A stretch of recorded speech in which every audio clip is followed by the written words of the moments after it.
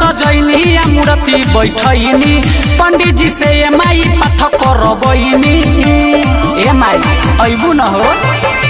मंडप सजैनी या मूर्ति बैठैनी पंडित जी से माई पाठ करबैनी बिना बजाई जगलो भाई सब कहता दरस देखाई ना सरस्वती माई देर न लगाई विद्या बरसाई ना चीर बदरिया चांद के पार से आई ना हे मोरी माई देर न लगाई विद्या बरसाई ना चीर बदरिया चांद के पार से आई ना। Music by Kundan brand recording studio Basant Bazar. लकड़ी के चौकी पियर कपड़ा पियर फुलयरी माला सफेद चंदन रोली सिंदूर रउआ बारा सोहाला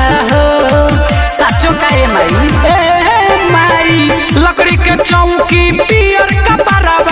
पियर फुलयरी माला सफेद चंदन रोली सिंदूर रउआ मनावा के भाला मेवा मिठाई केला सेब फल मौसमी के भोग लगाई ना सरस्वती माई देर न लगाई विद्या बरसाई ना चीर बदरिया चांद के पार से आई ना हे मोरी माई देर न लगाई विद्या बरसाई ना चीर बदरिया चांद के पार से आई ना। म्यूजिक बाय कुंदन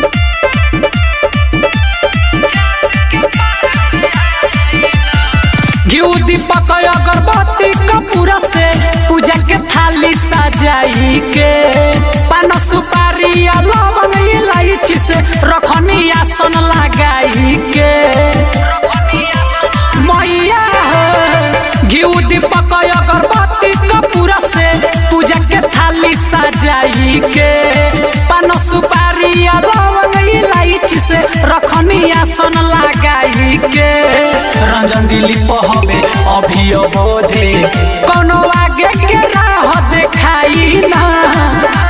सरस्वती माई देर न लगाई विद्या बरसाई ना चीर बदरिया चांद के पार से आई ना ए मोरी माई देर न लगाई विद्या बरसाई ना चीर बदरिया चांद के पार से आई ना। अरे अइबू न ए my brand recording studio Basant बाजार।